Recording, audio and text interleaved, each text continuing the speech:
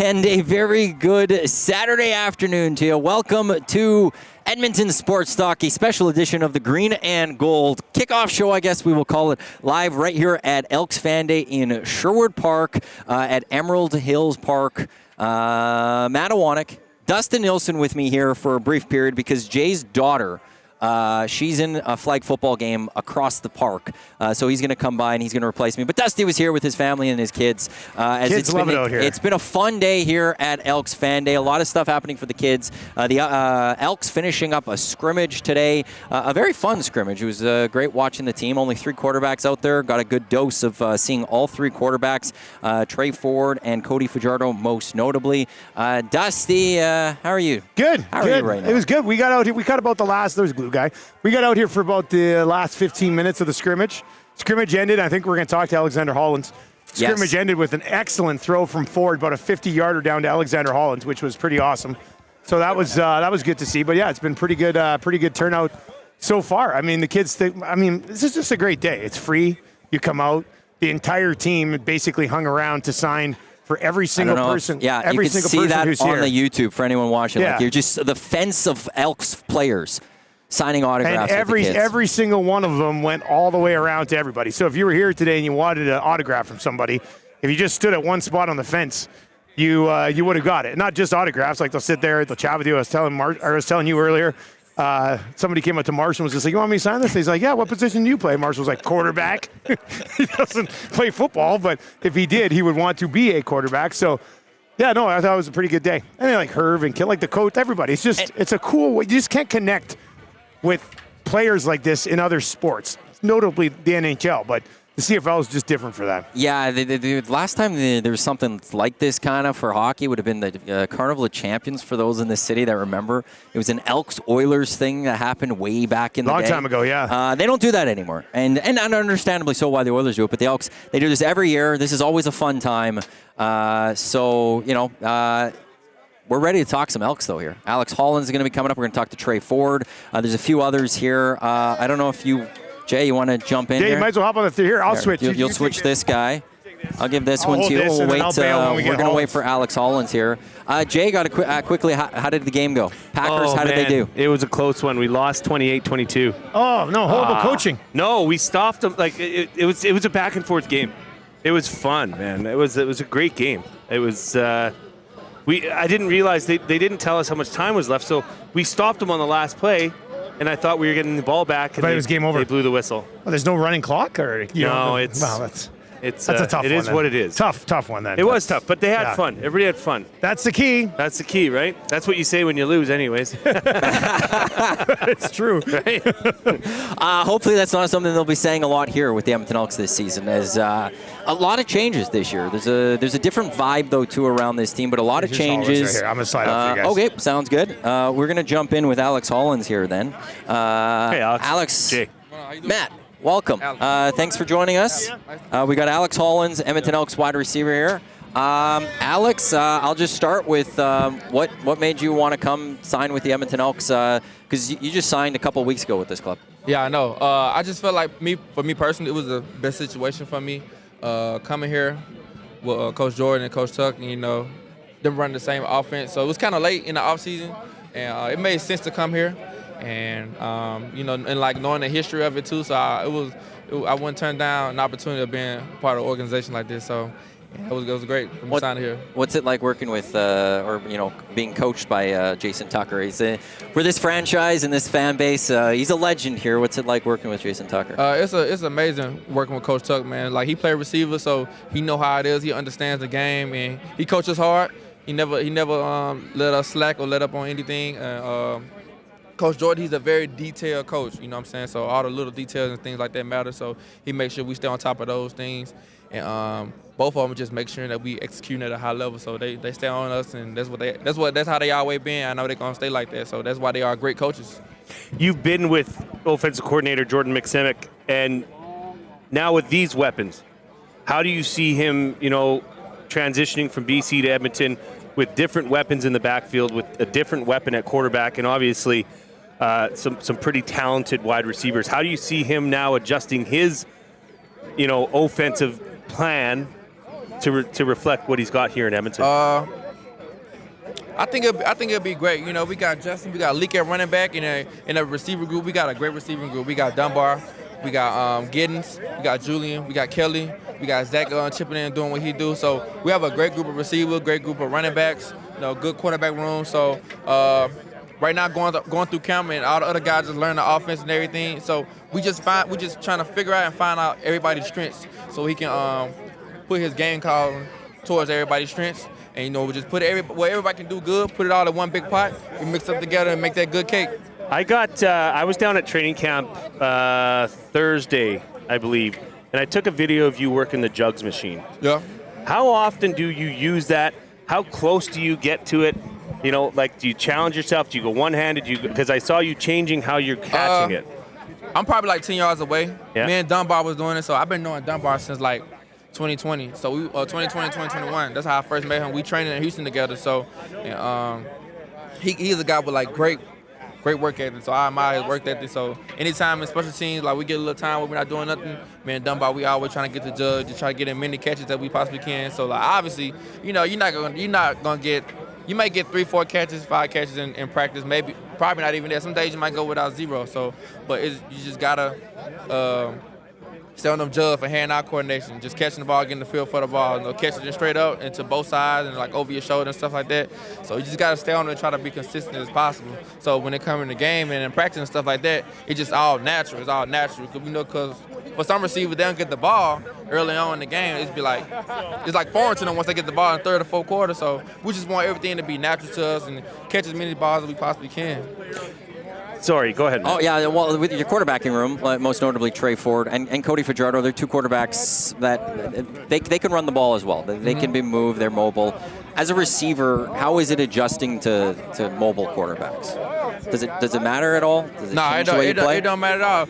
They the one leading this offense. The quarterbacks are the one leading this offense. So whatever they doing back there, that's what they do. That's what they see. That's how they feel. They drop back. They go through their reads. They don't see nothing. They use their feet, you know, and just try to execute. So it's all about execution. You know what I'm saying? So it doesn't matter. It doesn't matter how many attempts they have a game, or how many throws they throw a game, or how many catches the receiver have. As long as they back there executing and doing what they have to do, and we doing what we doing as an offensive unit with the quarterbacks, and we'll be great. We'll be fine. Camp usually brings some excitement, maybe at supper time, maybe when you guys could kick up your feet a bit and interact and get to know each other as teammates. Have there been any special performances that you would say have stood out to you during this camp? Like what? You know, is anybody singing for their supper? Is any, you know, some of the rookies, they had Yeah. They had like the rookie talent show. Who's been the best? Who's been the worst? Oh, man, they all suck. They all suck. Good football player, they just suck, man. All they did was sing, you know. Well, what would you sing if you had to sing a song? Well, my rookie year here, I performed DMX Rough Riders. Oh. But, yeah, I had the microphone and everything. Dude, bark. You had that roughness in there. I came out Were you growling. full props? I had my tank top on. Yes. I ripped it up. The whole room went crazy. I was still on the table, so yes. I brought some excitement to it. I like it. Everybody just like kind of dull.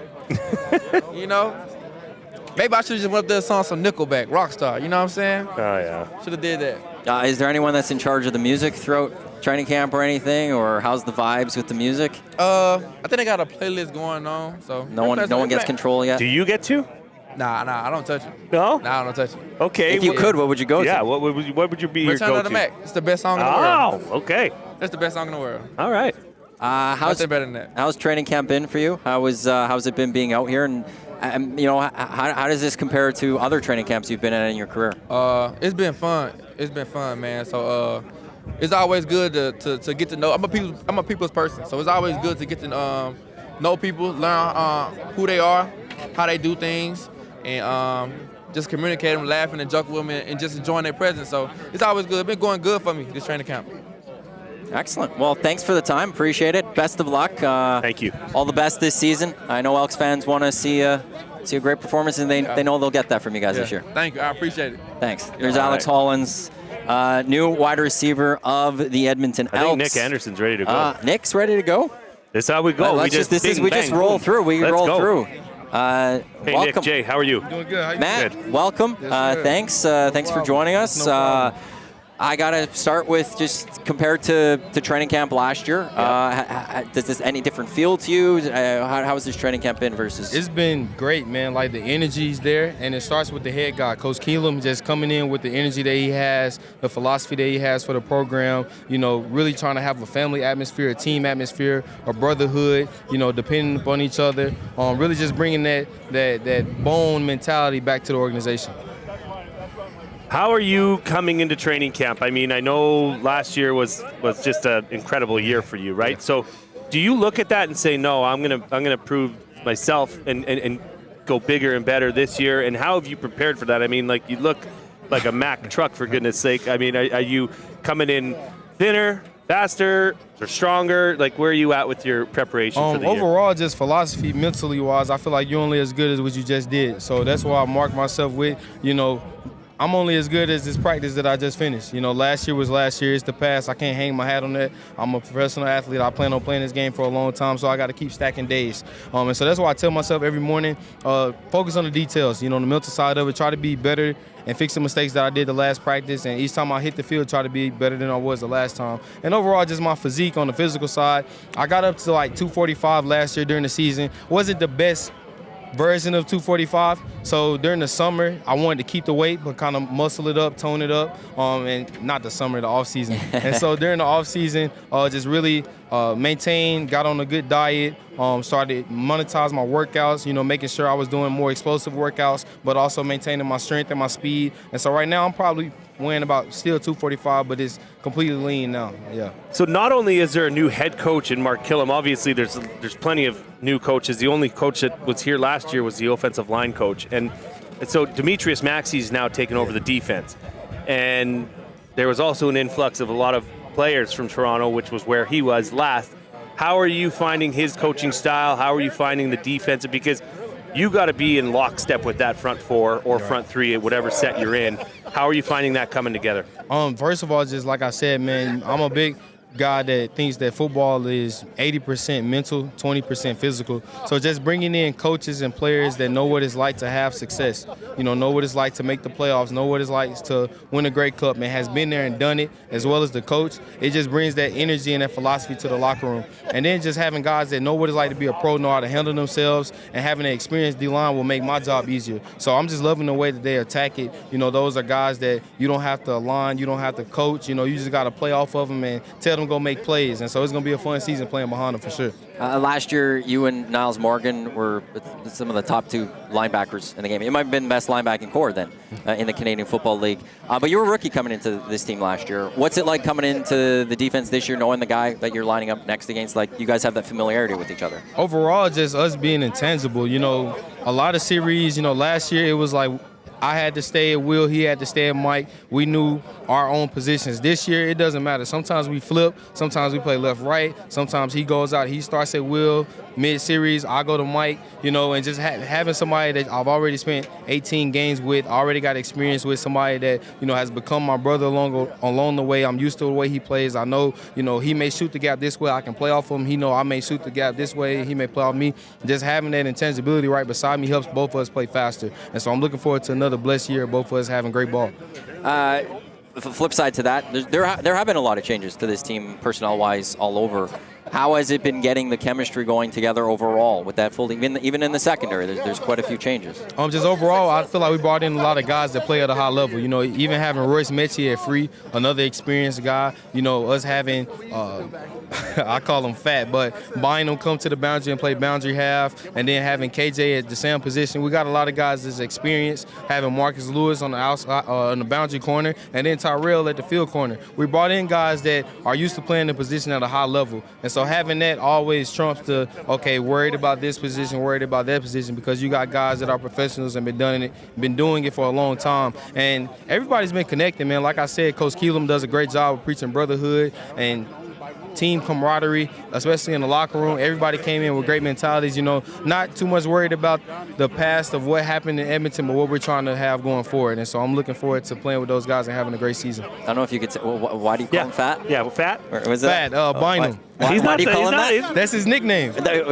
you give it to him or did others give it to him? His nickname has been Fat. So we asked him the other day, we was like, where did that nickname come from? He was like, Well, when I was a baby, they started calling me Fat, and that's been my nickname since.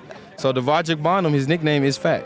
His nickname is Fat. I'm not calling him that. I'll let you guys stick with that that'll one. stick in the locker room. Hey, we just had Alex Hollins on, and we asked about, the training camp shenanigans. Sometimes there's, some things that happen between players that have been here and players that are new to the team. Have you had any experiences? Have there been some extra laundry done by any of the players, or how's that been going in the locker room? We haven't had any of that. We got a team event tonight. It's gonna be a good camaraderie event for the guys that haven't played for Edmonton before. So it's going to be a good welcoming event, trying to some team fellowship. Like I said, in order to have a championship team, you guys have to be close-knit. I played on a championship team in college, and every one of those guys, from the guy that was at the bottom of the depth chart to the starting quarterback, all of us was close. And so we're trying to do the same thing and build that level of camaraderie. So whether you played with the Elks before, back again, or this your first time around, we're looking at you like you're our brother for this year, and let's go win a Grey Cup. Defense ahead of offense right now? Do you want to make a claim that the defense has got the advantage right now? I heard the defense is balling out right now. I feel like the Elks are playing good football. Right Okay, That's what I'm gonna there's do. a very good I feel like the diplomatic Elks guy. playing good football. Wow, that was political. Well done. You're just ready to go hit somebody on the fit for real, probably. I'm just ready next to be. week. I'm just ready to be great, man. Just ready to be great. Continuing to push myself, continuing to push the guys around me. That's one of my goals, man. Continue to just be the best version of Nick Anderson I can be, and so that's what I'm trying to do for sure. Well, Nick, appreciate the time. Thanks. Enjoy the Appreciate event it. tonight. All the best this season. We'll talk with you, I'm sure, throughout the season. God bless. Have a good one. There's Nick Anderson. Rookie sensation from last year, I think we can call him. He was outstanding. Him and Niles Morgan, both with over 100 tackles last season. Wow. I know that, and then there was a lot of talk about would he even be back this season, with the idea of maybe could he get to an NFL opportunity, could go to the NFL, but no, he is here. So you've got the two big guys of your linebacking core locked in when it comes to Niles Morgan and Nick Anderson for this season. And that's what you want to see if you're the Edmonton Elks. And I'm sure Ed was very excited about that when he saw that Nick was going to be sticking around. Matt Iwanyk, Jay Milne with you here. We're live at Edmonton Elks Fan Day here in Sherwood Park. The Elks were out there for a practice, which it seemed like a fun scrimmage. Also, one thing I have heard, and I've heard it from you, I heard it today, and witnessing it in person as well. Coach Mark Killam and this whole coaching staff, the vibes are different here at practice, but also an excellent, well-run, well-organized practices and training camps. One person said it to me that this might have been the best that they've seen around this team in like 15 years. That it's just so well done, and I'll let you saw it firsthand on Thursday. Yeah, it's just when you see it, it's beautiful. You see it, I don't want to say it's not fun for the players, but it's serious. It's work. It's business. This is a livelihood for the players, for the coaches, and for this guy right here, Ed Hervey. Well, and the guy next to him as well, Chris Morris. We should get Chris on. This is serious, but they're still having fun, but not too. Well, there's a balance too to that. Loose, you know what I mean? They're having an event tonight. You can have fun there. Yeah. Practice. There are times you can have fun during practice. Like they did scrimmage. They actually did scenarios today. So they would get the ball at one spot, and the announcer would say, "Okay, it's 4 minutes to go. Can the team go score a touchdown?" I love that. It was also 8 seconds. Can they get into scoring range? They're at the 40. Can they get into a spot where they could get some scores or something? Yeah. They were doing those scenarios. And look, the defense would make a play. The defensive players were all celebrating with each other. Offense would make a play. They were all celebrating each other. Alex Halden had a great catch right behind me over here. He starts dancing. So in the end, there are those times to have fun, but in the end, you have to work. In the end, there are things that you have to do to improve, because this is a training time, and then the coaches need to know who wants to be part of this or not, who wants to be part of the solution or not, and they're doing that here. So there has to be that mix to it.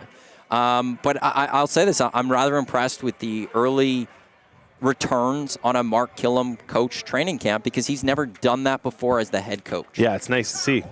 Speaks volumes, right? Doesn't it? Like he obviously was, took lessons, took notes when he was around Huff, when he was around Dave Dickinson, of what he wanted to do. And his first training camp, at least through 1 week, all I keep hearing is just well run, well organized. one of the best that people have seen. Yeah, and it would be interesting if you could take a poll of, because the people that are here today were probably here last year, and they're loyal fans. But, Matt, just with my basic eye test, this is a much larger turnout than last year. I think so. Right?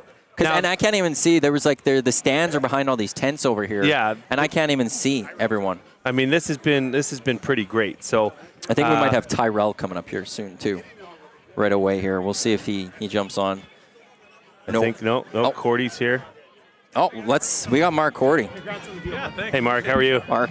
Matt. Yeah. Hey, welcome. Mark Korte, offensive lineman for the Edmonton Elks. Former Golden Bear, come on. Former Give Golden him his Bear. due here. Absolutely. First and foremost, congratulations on the new deal. How easy was it to know you wanted to commit with this franchise for even more years? Yeah, absolutely. Things worked out really well for it. The team came to me, and I was obviously interested in staying, and we were able to work something out that worked for everybody and made everyone happy, and everyone got what they wanted. So kind of said, why not? Let's do this and make it another year through 27. So pretty happy about it. For you, how has training camp been? Has it been a different feel for you at all over past training camps here, or how has this training camp gone so far through the first week? Yeah, absolutely. It's certainly a new day around here at Commonwealth. Very different feel. I think guys are in a really good headspace with it. Everyone's optimistic. Everyone's feeling good. For the most part, the bodies are doing well, apart from a few injuries, but everyone's feeling good, and week one's gone really well.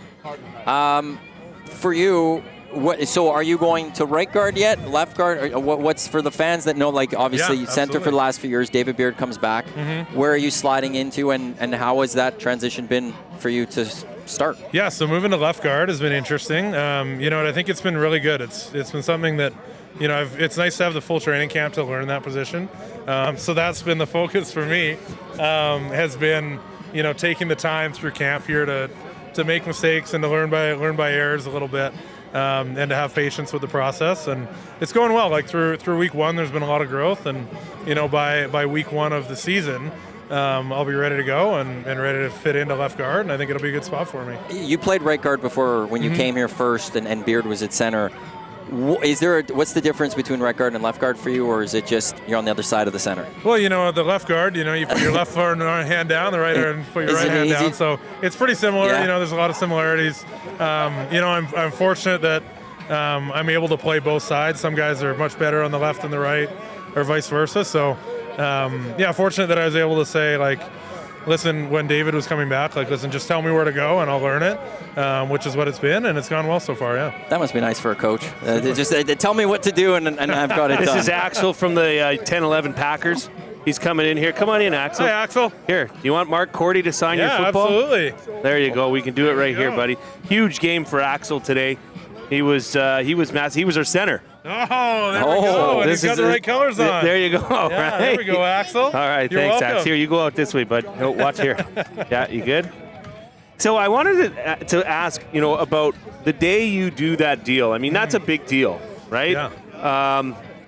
Extensions like that don't come all that often in the CFL, and so that obviously shows that this organization believes in you. But what is it like for you to and I know this, it builds up over time, and this happens over time, but the day it happens and the day you put pen to paper and you say, this is it, this is the team I'm with for now, and this is where I'm assuming this is where you've always wanted to be given your connections to the city, but what's that like to soak that in, and how does that feel? I'd like to know.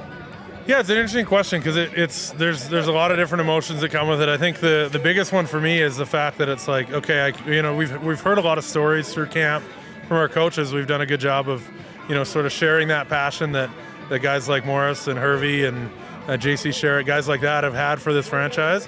And for me, it's I get a chance to continue becoming a part of that throughout my career here. That'll be, by 2027, that'll be 6 years here in Edmonton.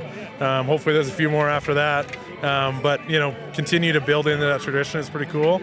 And it's fantastic to be part of this new regime for the long haul. That'll give us 3 full years to see what we can do with it. It's pretty exciting to commit to it like that. Is this a team that has been assembled that you look at, football. You've been playing it since you were, 9? Yeah, right? 7, yeah. You know football. Yeah. You know what it takes to have a team that wins, not on the field, but off the field as well. How are you feeling about this team that's here right now in this city? Yeah, I think like the thing about the team that's in the locker room and on the field and in the community is like there's no reason for it not to be successful. Like we've been provided with the right leaders, we've been provided with the right resources. Like we've got what we need to do everything right, and we've got the right people to do it. So it's just a matter of making it happen now. Everything's in place for us. So it's really just up to individuals in the locker room, myself included, to execute on that, whether it's on the field or in the community or building chemistry in the locker room. It's all right there for us. Yeah. Canadian Football League could often be you need two quarterbacks going to have success. This year, Trey Ford, Cody Fajardo, both mobile quarterbacks. How is it as an offensive lineman having two quarterbacks behind you that maybe have similar, skill sets? Yeah, it's very, very comforting, right? To have, for one thing, to have two guys that can play at a very high level is very comforting. Knowing that Trey is an incredible dynamic athlete he is, and he'll be our number one guy. And if he goes down or something, we've got a guy who's been a Grey Cup MVP before. He's won in this league, done a lot of great things. So we're all set there. And then the fact that they have similar play styles is even better because it doesn't necessarily make you throw out the entire offense to change quarterbacks. You can run all the same plays. It all just works, and they're both great people. So, they're going to be a really great tandem for us. I think they'll have a lot of success, whoever's in there. And you got to look at the running backs, Rankin, league back. It's got to be nice knowing that those two guys are also behind you and happy to block for those two. Yeah, like you can talk about offensive line all you want, but the running back is the guy with the ball and the guy that's going to make a lot of difference. So they're special players back there, and we know they're going to make the most of everything we give them. And even if we don't give them much, they'll probably make something pretty good out of it too. So having good guys back there makes a huge difference for us. How has it been? There were a lot of changes on the defensive front.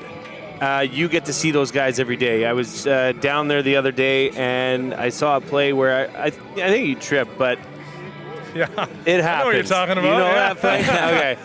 It happens. Yeah. But is it happening more to more offensive linemen with that crew that you're going to have having to face every day? Yeah, they're pretty good. Like, there's some strong players. And what did happen, by the way? So let the record show that I did trip. I thought you did, okay? I wasn't going to let my guy get down. But you know what? Yeah, like and talking about duos, like similar to running backs, quarterbacks, when you've got guys on your defensive line like a Jake Ceresna and Jared Brinkman, that, Jake can kind of do everything, but he can go side to side really well.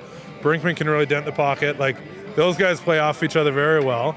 And so that's a special combo. And, having guys like a Jared Brinkman in there that are like, dent the pocket guys, eat up double teams, like, people don't see them a whole lot, but they're special and they make a huge difference in a defense. So, I got to see them in practice every day. They make me better. And iron sharpens iron, right? Yeah, and all the better that, if I see them in practice, I'll never have to play against them in a game all year. That helps too, yeah. I've never heard dent the pocket. That is good. We might have to steal Mark that one down for the post-game shows, right? Pre and post-game shows there. Hopefully there's not too many dents in the pocket this year, you know what I mean? Yeah, it's important to us to keep it firm in there and give Trey somewhere to go with it. So is the Korte clan growing? I mean, I just coached my daughter in flag right over here, and I was walking over, and I saw a fella holding up like a baby Korte jersey. I'm like, this 65 jersey is going to be selling more than Trey Ford jersey, for goodness sake.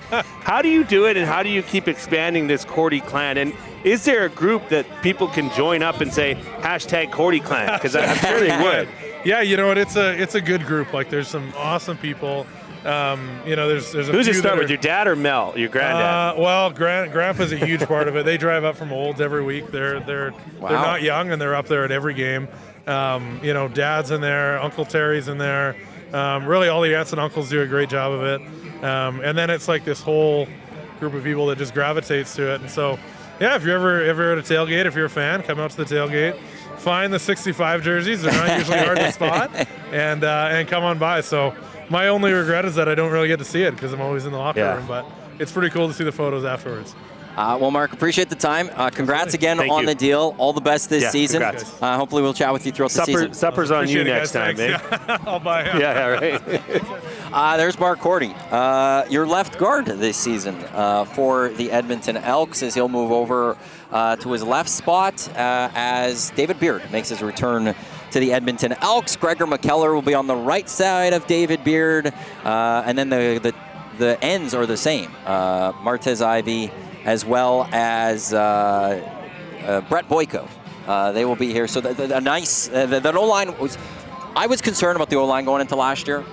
That was the one I didn't like, that there wasn't a lot of additions to that O-line, but they were a great O-line last year. They really came into their own throughout the season last year. Martez Ivy might have become the best left tackle in the Canadian Football League last year. And then the argument could be, and then maybe perhaps the best offensive lineman last year. And then you go out and you add a Gregor McKellar, you go add a David Beard to that offensive line. And that's pretty solid for this Edmonton Elks team.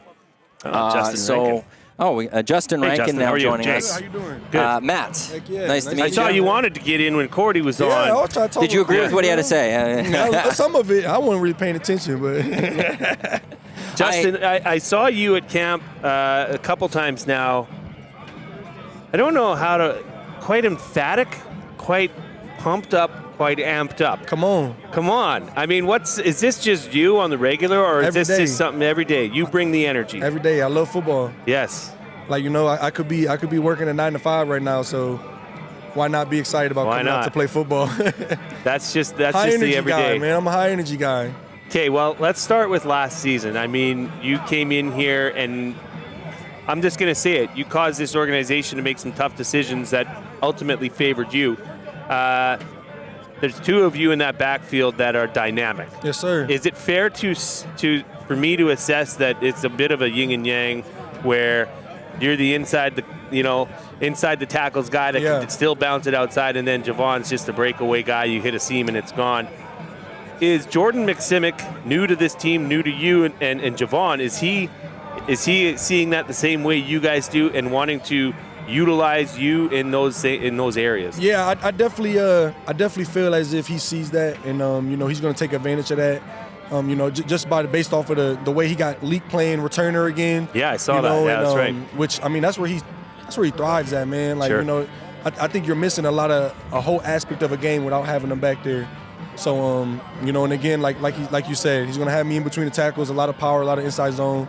So, I know I'm the bruiser. I'll take it. It was funny. We were in the gym the other day, and somebody told us there's like, it's thunder and lightning. And I said, okay, I like that. I said, I like that. Mark that one down for the show too. Let's talk about the Thunder and Lightning dynamic duo. Here's He called somebody's us that coming one. in I for said, I like thunder and lightning. I can rock with that one. So, but I again, like I always tell people, the dynamic between me and Leak is a very unselfish one, and I love being around him. I love playing with him.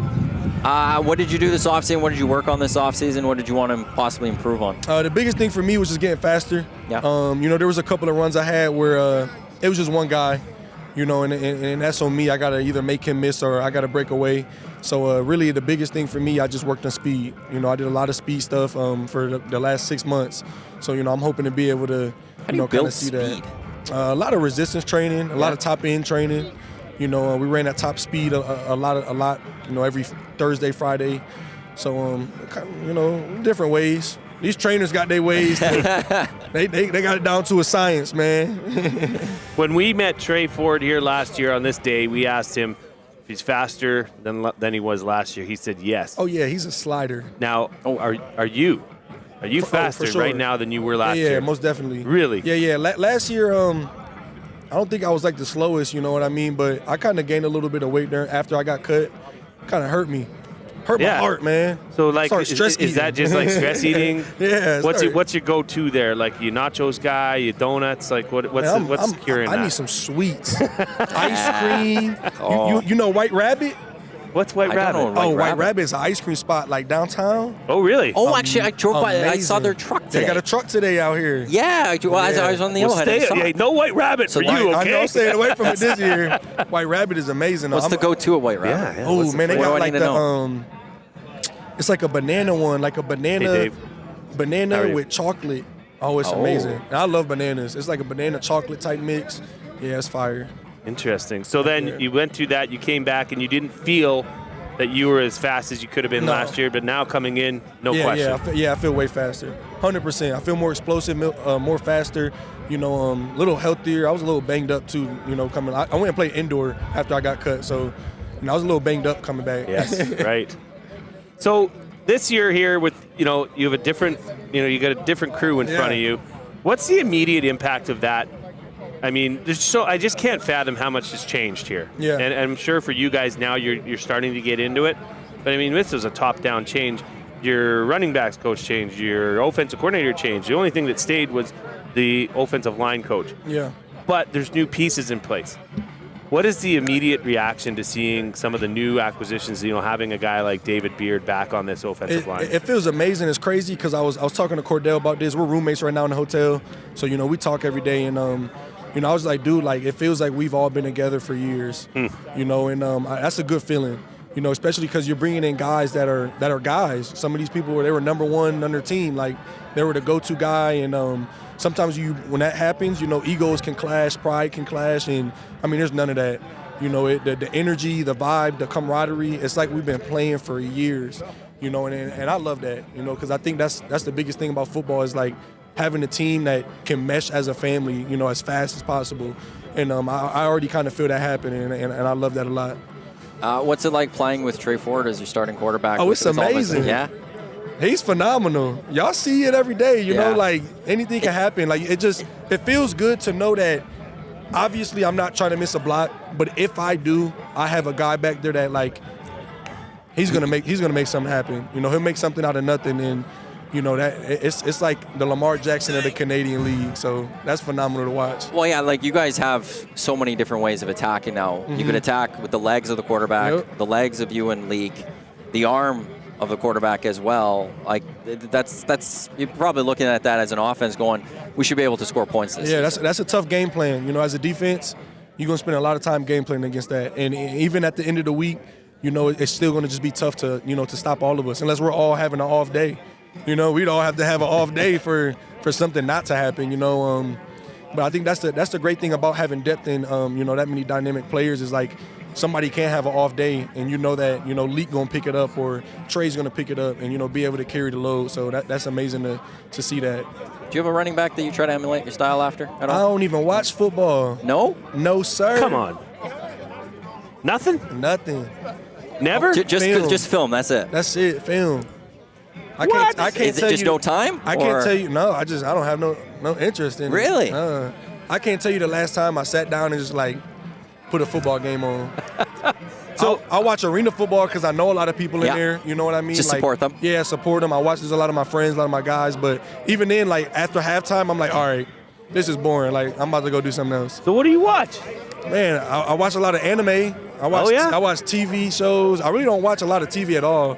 I like playing the game, What games you go to? Man, Call of Duty. Call of Duty? That's my game, Yeah. So I like playing the game, and I like to go bowling, man. Bowling, 5, nice. 10, 5-pin or 10 pin. Do you even acknowledge 5-pin bowling as a sport? No. When I didn't even know that was a thing. When I seen that, I was like, what's going on? This guy.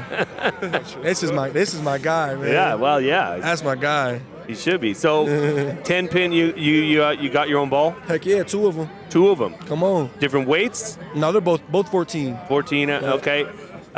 Custom? Custom. Really? Only 2-finger bowl. I don't use my thumb. Oh, really? Yeah. 2? Yeah, okay, so you just use the thumb as a grip. Just the thumb is, yep. Okay. I'm just grabbing the ball. Yeah. All right. What lanes do you prefer? Have you found your home lane in Edmonton? Last year, I went to the one in the mall. That's the only one. The other one that I found was I'm assuming West Edmonton Mall. West Edmonton Mall, yeah. There's Ed's. That'd probably be the main one. I can't remember what it's called. It's up the escalator and stuff. Yeah. That's not too bad. I haven't taken last year I didn't bring my own balls. So this year I'm going to go around and try to find a place to. That's yours. Yeah. Your home court. Your home lane. Home lanes, man. Well, Justin, really appreciate this. Yes, all the best this season, and hopefully we can chat with you throughout the season at some point. Yeah, I appreciate y'all, man. Seriously, thanks, Justin. Yeah, heck yeah. Appreciate it. Justin Rankin right there, a stud from last year as well. He was absolutely fantastic. We'll try to get Jake Ceresna after he's just having a chat with Blake Dermott there. Justin doesn't watch football. Fascinating. That fascinates me quite a bit. I respect that too, though. I feel like we respect could have that they're talked to him for like 3 hours, and him or Alex Hollins. I don't know Which one could have been less. Like, it's just great. Yeah, they're all great, and they all have their personalities. Love that he's bowler. Oh, yeah. You're not 5-pin. I love 5-pin. Yeah, I like to roll. You give me 5, you give me 10, don't matter, I'll beat you. But I really I like that attitude. Okay, we had head coach Mark Killam on our show yesterday on the Reed Wilkins Show from 3 to 6 on Edmonton Sports Talk. Your clear choice for Edmonton Sports. Presented by Play Alberta. He was on our show, and he said the same thing that Justin Rankin just said, that it feels like this group has been together for much longer than they have. Now I'm hearing that, twice here today already, and that, my friend, is a very good sign. That's what you want to hear. It's only been a week. It's only been just a few days with all these guys together. So the fact that they're already feeling that, they still have 2 more preseason games to go to develop more chemistry, to develop more familiarity with each other. So the fact that they're there, like that would have been the one concern you would have going into the season. It's straight up, can this group get together right away? It doesn't get easy to start. Joining us now here on the show, it is Jake Ceresna. Matt, nice to meet you. Jay, nice to meet you. Hey, nice to meet you guys. Welcome back to the city of Edmonton. How easy for you was it to want to come back to the green and gold? It was a pretty easy decision for me. This place feels like home, and then beyond that, I've been here for a lot of bad years, and when I thought about what means most to me in my career, it's coming back here and winning a Grey Cup and turning the organization around. So that's what I did. I came back here, and now I got to see it through. I got to go back to what was it like when you won the Grey Cup this past season? How was that feeling? It was great. Toronto was good. Toronto was good to me. There's good people over there, and you see why they were successful, and just absorbed as much as I could, learned as much as I could over there. Very grateful for the experience and winning a Grey Cup there, and now I just want to take everything I learned and kind of bring it here to Edmonton and get this place rolling. Is there a rule that the CFL, now I know your answer is going to be, but for the outsiders outside of this market, do you think they think there should be a rule that you can't deplete an entire defensive line and take the coach and transplant them to a different market? I just don't see. I mean, that is such an advantage, isn't it, Jake, to have Demetrius Maxey here who you're comfortable with? And I was at the press conference when they announced those signings after free agency. You, of all people, were over the top with your appreciation, your admiration for Demetrius Maxey. So how's that been going at camp, and why do you have such a close connection to him?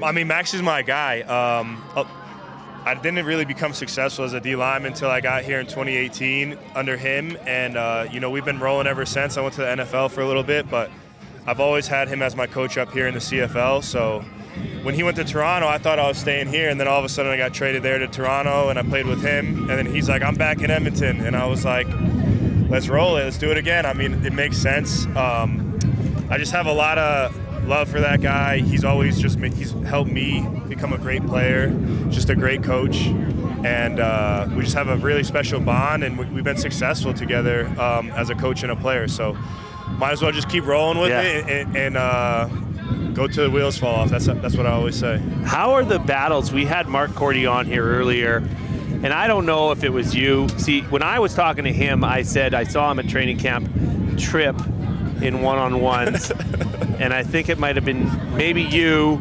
So now you can confirm or deny that it actually was a trip, or if it was just a bull, just a bull rush. But how has it been going? How's the competitions in one-on-ones? Because this offensive line was also rebuilt, as well as the defensive line. There's some new faces there. So how are those battles going at camp? They've been good. They've been physical. We've been getting after each other. It wasn't me that pushed them. Okay. I try to keep those guys know up. the play, though. I know Everybody would remember about. that. Yeah. No, I want those guys to stay healthy and get to the season. So, I might bull rush them, but if I feel them falling over, I just try to keep them up because, we got to protect each other and we got to get to the season healthy. But the D-line is ferocious. The O-line struggled for the first couple of days against us, but now they're kind of pushing back and they're playing really well against us. So it's good to see, we just compete against each other. We expect the best out of each other, and it's this healthy relationship of just iron sharpens iron and making sure that we're both playing at the top of our game, so that when the season rolls around, we're ready to go. Well, that should be the theory. I mean, if you guys, you can see the talent upgrade on the defensive line, and I'm not going to, pull anything here. That was the area of concern for this team, the number one area of concern going into the off season last year. Major upgrades at the offensive line. I feel as though the whole organization has made upgrades. So that's an interesting thing that we've heard here today is the iron sharpens iron kind of theory. How do you feel, though, off the field inside the locker room? Because that's a totally different dynamic. But as you know, and as many people know, almost as important to the on-field production. So how has, take us into the locker room. How has that happened with so many new faces entering that The locker room's been great, man. I'm not gonna lie, it feels very similar to how Toronto was last year. There's that culture that has come back here to the Double E, which is great.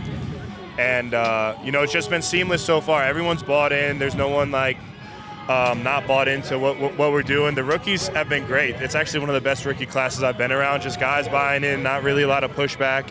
And I can't say enough about how cohesive we've been. We're still early in training camp, so we'll see as the days go on. But we just got to stay on top of it. A lot of veterans here in training camp that have played in the CFL for a long time that are leading our locker room. So it's been good. And it starts too with Ed Hervey and Chris Morris. They really came back in and they just from the top, from the jump, from day one, just kind of instilled that culture of what they expect and what they want us to be. And it's been positive so far. It's really trickled down to us, and then we've trickled it down to the rookies. So it's been great. JC Sherritt, first time in the Canadian Football League as a defensive coordinator. How would you describe his defense, if you could? Ferocious. I think he's got that pit bull mindset of attack, and it's been good. And I played with JC in 2018, my first year here in Edmonton, so kind of a full circle moment for me. Kind of ages me a little bit too, but it's great. It's just he's going to be he's just such a bright guy. Even when he was playing, he was super bright. He knew all the plays. He's just so in tune. He loves football. We're going to be in good hands with him. Did you see a coach in him when you were playing with him? Yeah, absolutely. I mean, he was a coach on the field when we were playing. He was telling everyone where to get lined up, and I was just trying to help him out when I was, I was trying to get the D-line lined up for him so he didn't have to stress out. But he knew where everyone was supposed to be and what every position had to do at all times. So he's going to be great. And how's the chemistry with you been with a guy like Niles Morgan then? Niles has been good. We played together for 3 years before I got traded to Toronto. So it's like we picked up right where we left off. He's excited to have me back. I'm excited to work with him again. Niles he's a great guy, man. He's ferocious. He's a competitor. He gets after it. So him and Nick Anderson are crazy. It's like I get into a block, and then I rip off my block to go make the play, and both of them they're already there. I don't know how they do it. They're so fast. They just run right by me. And good problem to have. Good problem to have. It's going to be hard getting tackles this year, so I got to figure out a way to beat them to the ball. Well, Jake, really appreciate the time. All the best with the rest of training camp and the season. Hopefully we'll talk to you throughout the season. Yeah, thank you guys. Thank you for having me on. Jake Ceresna, they're back with the Edmonton Elks. Here's a disappointing part of Jake Ceresna. He was, Hernan was working for the Elks at the time, and he told me, Jake wants to come in. He wants to do something. They're like, well, let's plan a hangout. And then a week later, he got traded to Toronto. Yes. I was like, damn. I think I remember that. He wanted to come in, and I wanted to get Jake on. So it's great seeing him back. He really, for him, I think has established himself over the last couple of years as, if he's not the top, he's one of the best defensive linemen in the game. That was where the trade of last year was like, oh, you're losing a good piece. It was a tough one. In the end, the Elks get the guy back, and they still have Curly Gunness Jr. So for that, at least, for this team, it worked out really well. But I'm very excited to see the defensive line. You just want an aggressive defensive line. You just want to see the pressure on the quarterback, and then it'll make your secondary's life a lot easier. But what's great about this team, at least what it looks like on paper, is that even if there are those plays that they don't get the quarterback, you've got the guys in place in the secondary to make the plays that they need to. Right. And that's where the construction from Ed to this team, it seems like he spent the money in the right areas. He didn't go spend frivolously on things that he didn't necessarily need. He wanted to make sure that his linebackers were there, his D-lines were there, his O-line was there.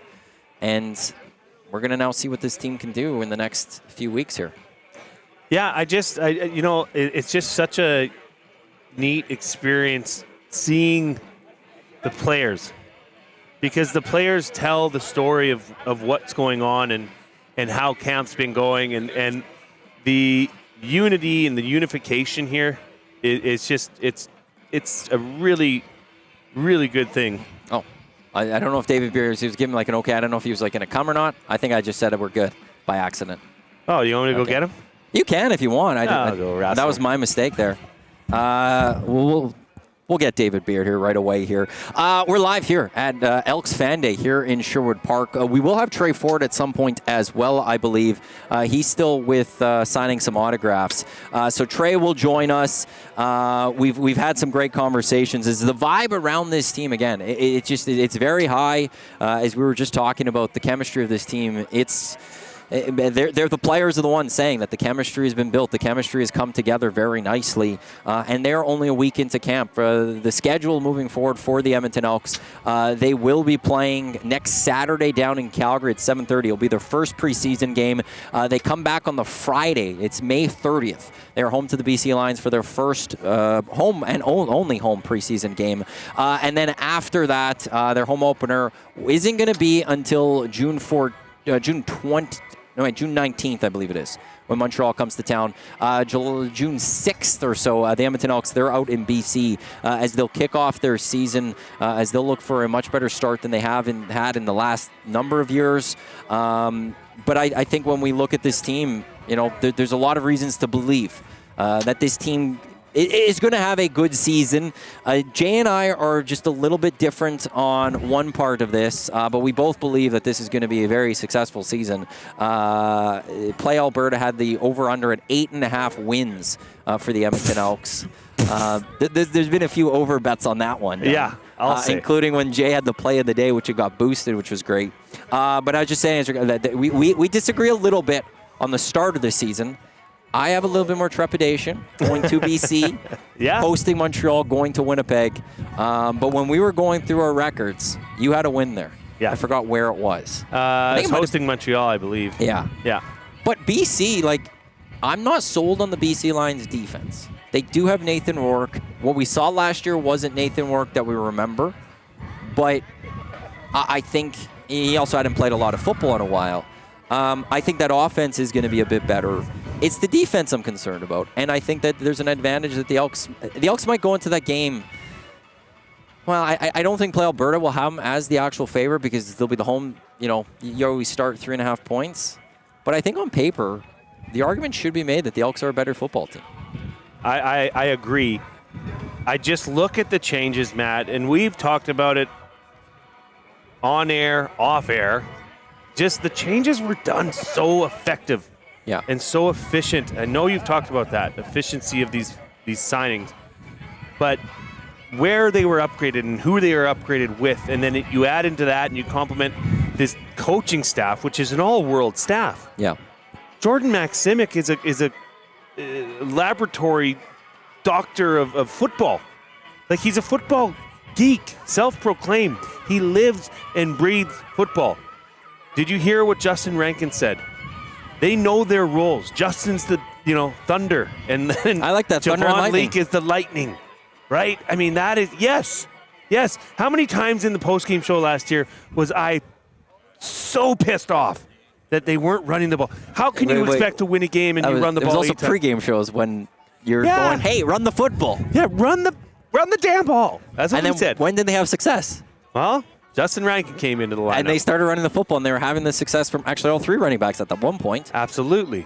But you're right. When you're talking Justin, because of how well he produced, the Elks let go a very good running back in Kevin Brown. They had to. Because Rankin came in, and he was in my mind, he might be the better running back of what they even have here right now. Well, I think there's an argument to be made right? of who's there. But I like also the fact that you've got the Thunder and Lightning, but you could put Leak on returns again, which is why he was initially brought here. Yep. And if he needs a breather, well, Rankin's out there. Yep. And then you could still throw a Leak back out there after, and boom, you have a great running attack, a 1-2 punch that this team desperately needs. Well, and having Leak I just thought it was interesting that you could hear it in Rankin's head that. Oh, Joel Dublanko. Joel Dublanko. How you doing, Joel? Yeah, I'm Welcome. fantastic. We Matt, talked a year Jay. ago today. Yeah, last it's year. wonderful, isn't it? When you were Yeah. just a budding rookie. Now Yeah, it you're was. heading into your second CFL Second year. year. They're calling me a vet. Vet, right? yeah. I'm a vet now. Is that's how it goes, right? Yeah. First year you're a rook, and then you're just a vet, right? So, How has your second camp then been? oh, it's been so much better. I feel like the game's really slowing down, and I'm playing back to it just feels like football again. Instead of having all the stuff flying around, not being able to recognize any plays, and relate things to, what I grew up playing. Now it's just all slowed down, and it's just, yeah, I'm just out there playing football now, so it's a lot of fun. Some of that would come with the experience. Does Yeah. the other part of that come with you get drafted, in May or whatever, like the beginning of May, and you're in camp right away? Yeah. Does it help that you just then also had an off season, knowing where you're going? Absolutely. In the off season, you're obviously watching, putting in a lot of film time and just getting more familiar. But I think, you have 21 weeks of the season, including the bye weeks. Yep. And so that's a long time to get kind of used to it. And by the end of the season, I was feeling really good about the things, And so, really excited for this year and what opportunities will come up. And, I'm just excited for, this team to put our product out on the field and all the things that, Coach Killam is preaching to us and establishing the culture and then putting it on film because, they're just words until you put it on, on the field. So we want to be a tough, hard-nosed team and do things the right way and, hopefully win a ton of games and, put a product out there that the city can be proud of. For you, as the offseason ended, or the season ended last year and you went into the offseason, what was the big things you looked at and you went, I want to improve this area of my game throughout the winter? Yeah, I think everything that I did this offseason, I was just trying to improve my fast twitch and just being able to move laterally better and move better in space because obviously there's a lot better space. And so, so far in camp, I feel like all the things that I focused on has paid off. So I want to continue that because it's a long season. And so, yeah. What about, Niles Morgan is in the middle. Mm-hmm. How much have you been able to learn from Niles Morgan, and how much has he learned from you, right? Because you're both extremely talented football players. Mm-hmm. And I find that those that are the most honest with themselves and say, look, I'm not up here and you're down here. We can learn from each other. No doubt. But have you guys, because you're both playing the same position, you're both banging in there. Yeah. What have you learned from each other? Yeah, no, I think that's the thing about the pros too. It's just everybody's got really good things about their game, and some people got areas that they can work on. So an area that Niles could be really strong at, I could be weak at. So I'm constantly trying to pull from him, watching his reps always, and seeing how I can do things better or add things to my game. And so we go back and forth a lot, and especially last year. And now we're doing a bit of everything. If you notice, you got Niles, he's playing Will and Mike, you know what I mean? So just, not that he's going to be playing Will a whole bunch during the season, but we can, right? If we're in a position, we can play any position, And so just adding all those things and just stealing things, I think that it's constant, right? Another addition to this team is it's kind of the theme of the day. Is there's so many additions, whether it's personnel or staff. Yeah. One of the hires and additions was somebody that's going to be very involved with you, and that is Demetrius Maxey, J.C. Sherritt. I mean, J.C. Sherritt to Edmontonians is a hero. Yeah. He played here with this organization. He played the right way. And to have him back is quite meaningful to this city.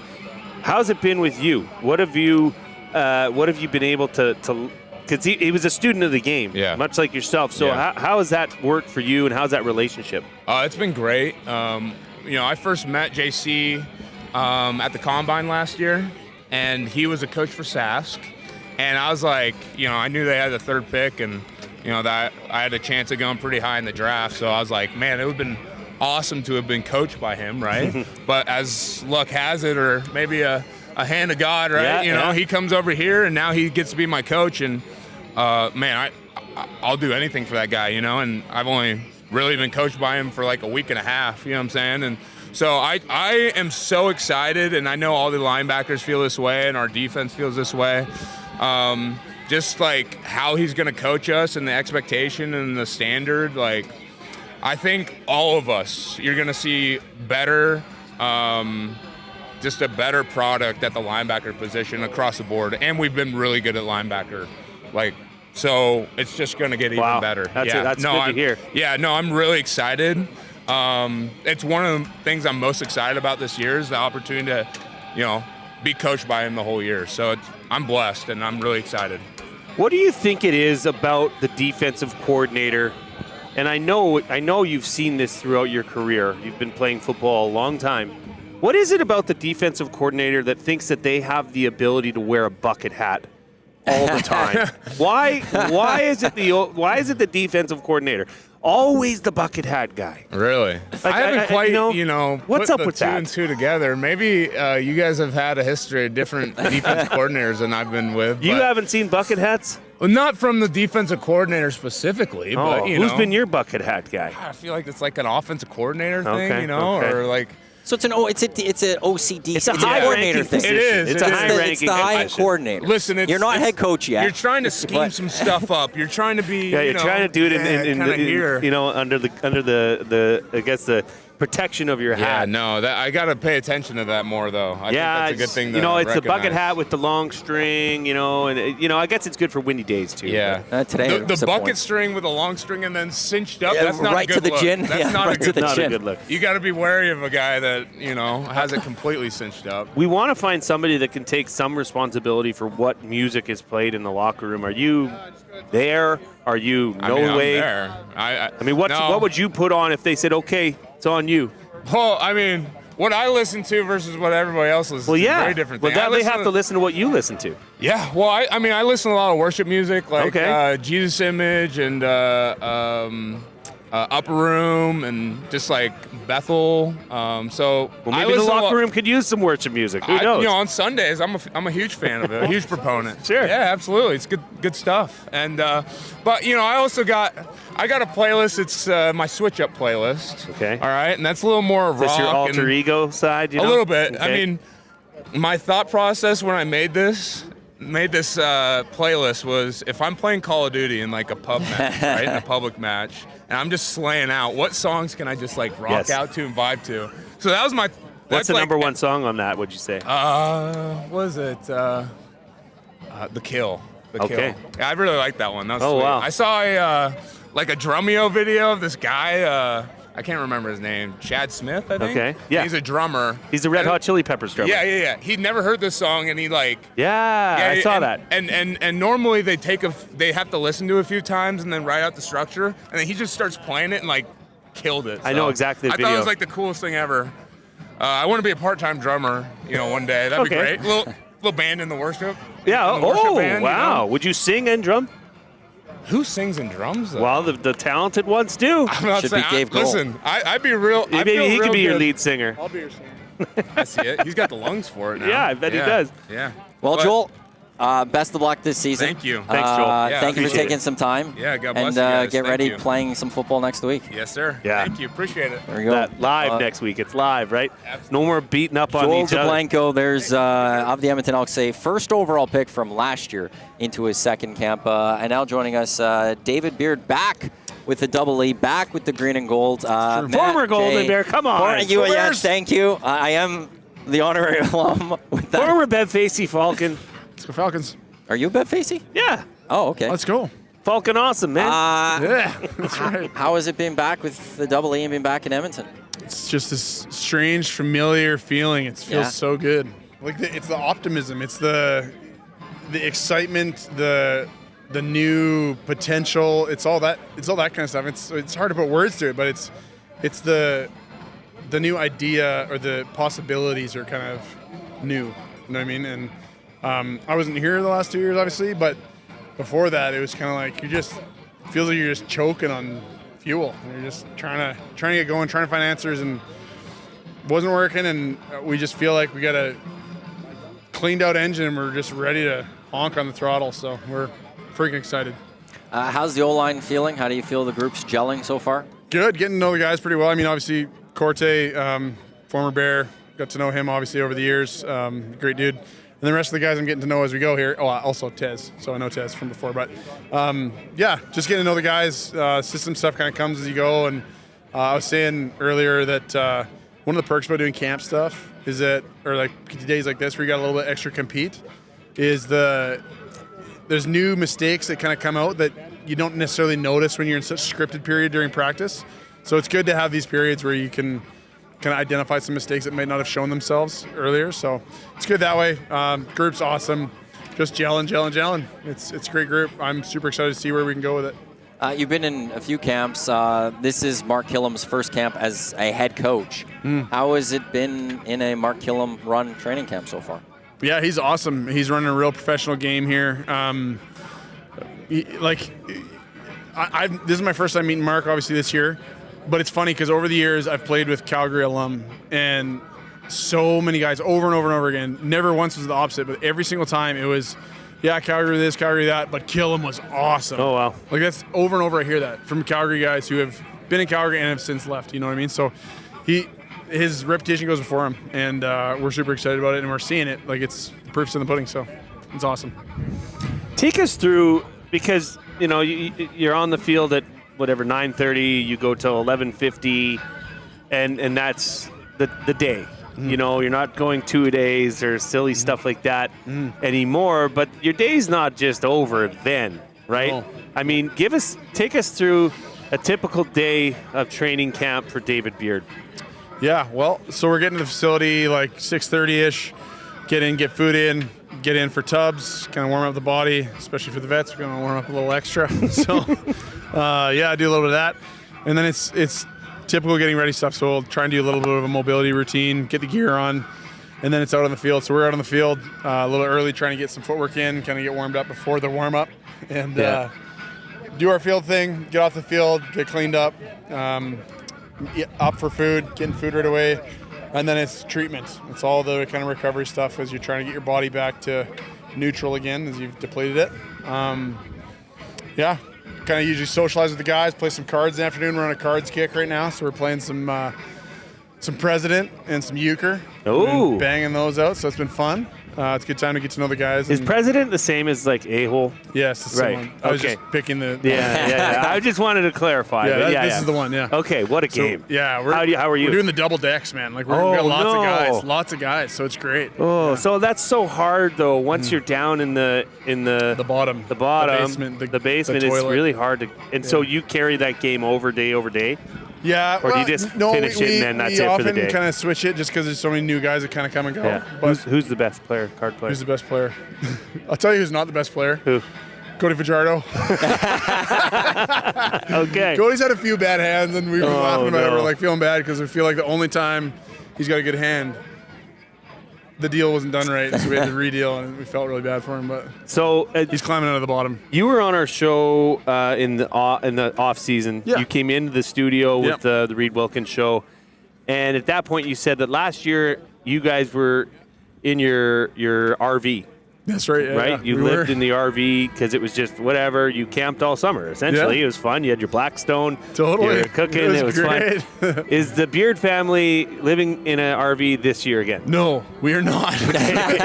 We had a newborn in October, and that was not going to fly. Congrats, by the way. Yeah, no, we actually just moved to Fort Saskatchewan. So nice. About, 6 weeks ago or something. Yeah, whatever it was. Anyways, how does the wife feel about that? Is she going to miss the RV, or is she happy to have a home? No, we had some sweet memories. She's not going to miss it. She just had some sweet memories. Yeah, okay. We're just leaving them as memories. You know what I mean? So, no, it's good. We're settled in there, and we're having some fun, and starting to feel like we got our feet under us again. And yeah, kids are Daniel, my oldest, he's in school, and he's loving it. And then the other ones are kind of coming up the ranks and joining school. Yeah. Four young ones. Yeah, four little. The busy boy. The busy boy. Oh, yeah. Sorry, honey. I got to go in early for meetings today. Yeah, exactly. Yeah. No, they're pretty sweet. They're good to us. So we got a good bunch. We're pretty fortunate. My wifey's looking after us kids. So. When you were first with this team, you did have Trey Ford, but now he comes in as QB1 going into this year. And Korte Fajardo has similar skill sets. What is it like being the center of an offensive line with a quarterback like that behind you? Yeah. with the mobilities and the legs. Oh, totally. Yeah. Like he's the most mobile in the league, hands down. So and I don't know if we were talking about this earlier, but like there's pros and cons with that. The pros is that he's going to save our butts sometimes because you inevitably are going to miss something. You're going to get beat physically, or you're going to screw up something, and he's going to be there to save the day. On the flip side of the coin, he's so mobile that sometimes we're like trying to use a GPS homing beacon to try and figure out where exactly he is, and then it's playing catch up. So you're just sprinting for your face off to trying to play catch up. So no, Trey's gonna be real fun to play in front of again. It'll be fun to have him like get a real full opportunity, and that'll be exciting to be able to try that out. So no, he's been awesome so far. We've been doing our best to look after him, and he's been looking after us. So we did talk about that on the show. You know what this organization was in the past. You grew up in this area. You grew up in Olds. You moved to Sherwood Park. You know what the Double E way is, okay? Is this the closest iteration of it that you've seen that you can say, okay, I can feel something building here? Totally. Yeah, we're right on the fringe of that, and I say that we're on the fringe because I believe that I got to see like the definition of it, or the full encapsulation of that in 2015. I saw a bunch of young guys and old guys come together, and no bones about it, we're just complete professionals in every facet of the word. I feel like we're on the fringe of that, and not because guys don't know how to be pros, but because we're coming together for the first time and trying to bring that back. You know what I mean? So can't speak to the last 2 years, but yeah, it's been kind of up and down prior to that, and I'm freaking excited to see where this team goes and see us fully embody that. You know what I mean? And yeah, it's great to see, and that's what we want. We want the EE way. So I must admit, I do enjoy the excitement, seeing the excitement in your eyes and everybody else that has come through here today, because that, for your eyes, for the fans that are watching, that are going to be watching this team, should mean a lot. Because when the players are hyped, that's a good thing. Yeah. Well, and that's a two-way street, for the record. Like we see the excitement, and it rubs off on us too. Like, sure, that's a good point. There's no private messaging about that. Like, this team is a product of the fans, and the fans are a product of this team, and we just want that relationship built and rock solid again. So let's go. Well, David, I know once free agency opened and the list came out last year, a lot of Elks fans were very excited, hoping that you'd come back. They're very excited that you are back. All the best this season. Enjoy the rest of the camp, and hopefully we'll talk with you throughout the season. Appreciate it, guys. Thanks. Thank you. There's David Beard, the center of the Edmonton Elks, on an improved offensive line, which is always a good thing.